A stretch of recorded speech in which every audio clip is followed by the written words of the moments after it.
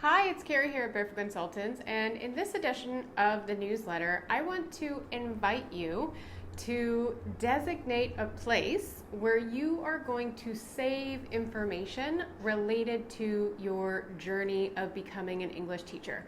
And I know that many of you are at different points along the spectrum of that journey. Some of you are new to the idea of teaching English and you're just beginning, and information is just starting to emerge about this, and you're making decisions on who do I want to work with, where do I want to work, what do I want this to look like.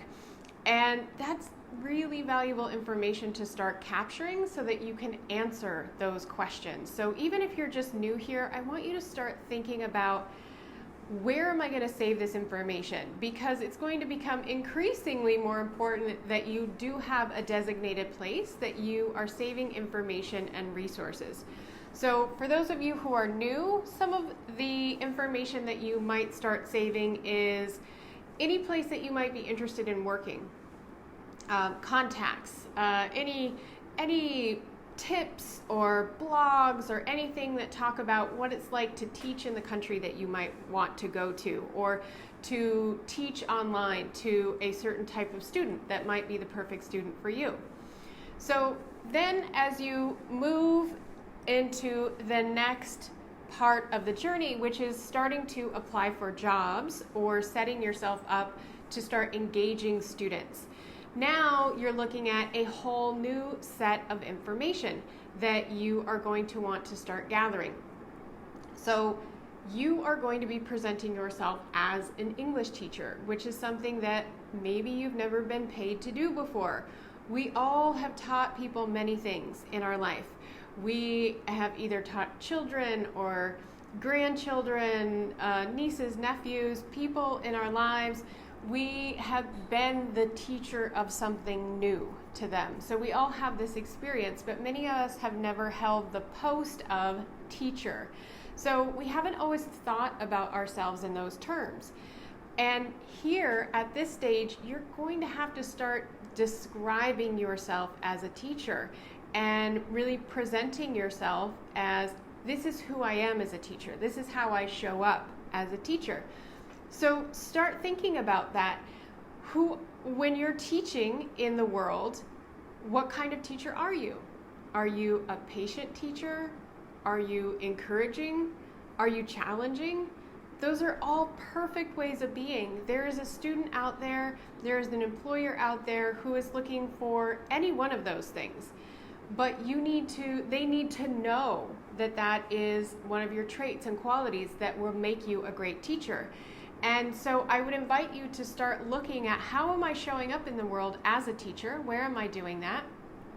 Who am I being in that teacher role? What skills am I tapping into? What traits and qualities am I displaying?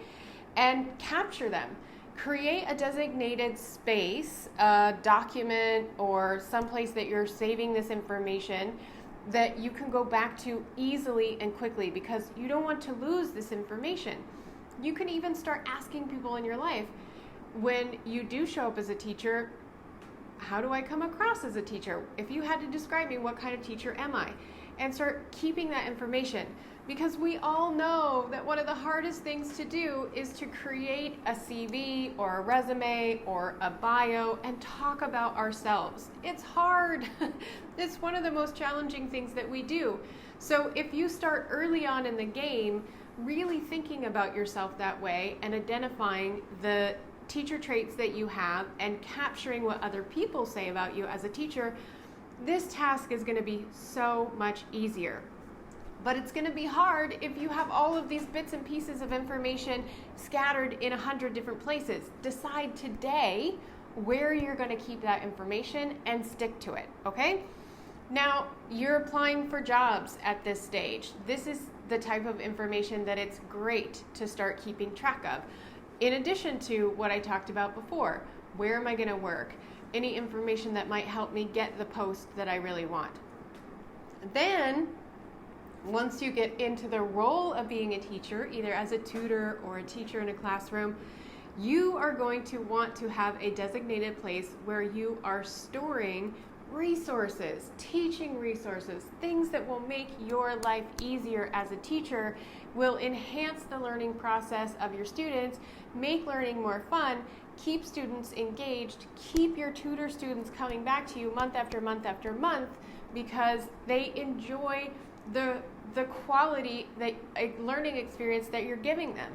And you don't want to lose that, right? So oftentimes in the newsletter like this, I share a resource that will help you when you get to the final stages of your journey and start teaching.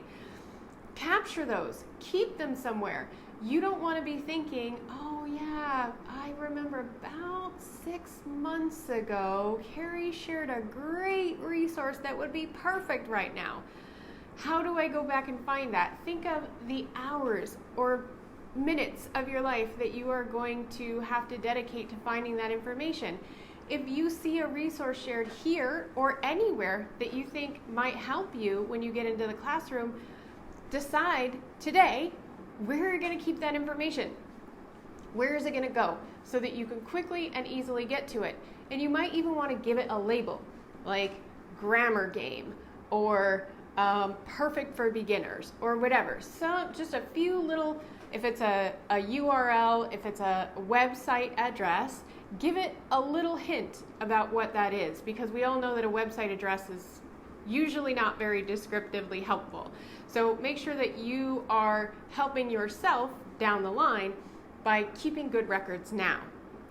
So lastly, for those of you who have a mobile device that you save things on, you'll need to find a place where you can always save this information. Very easy for people who are using a laptop or a desktop. You just create a folder, you create folders within those folders.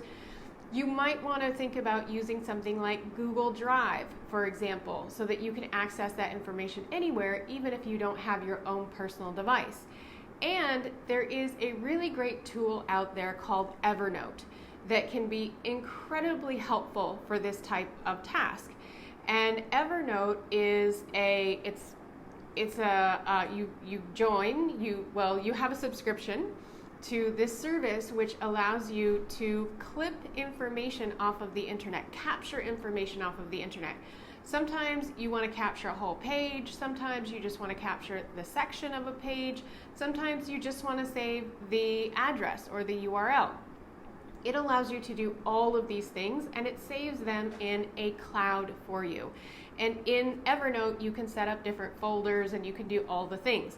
But again, it means that you can access that information from any web device anywhere in the world. You don't have to have your device.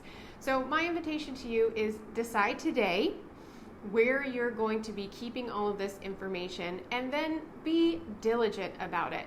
And I'm not encouraging you to do this as another to-do thing on your list. I'm encouraging you to do this because I know it will save you time, energy, effort, and life force down the line when you are wasting time looking for something that you could have easily decided months ago you were just going to make a decision and keep things organized and have everything in one place.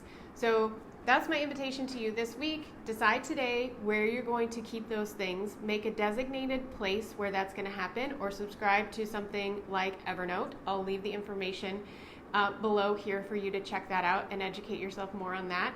And then start being of the mindset that you are curating a file that is going to make your life easier and save you time down the line. Okay? So that's it for this week, and I will see you in next month's video.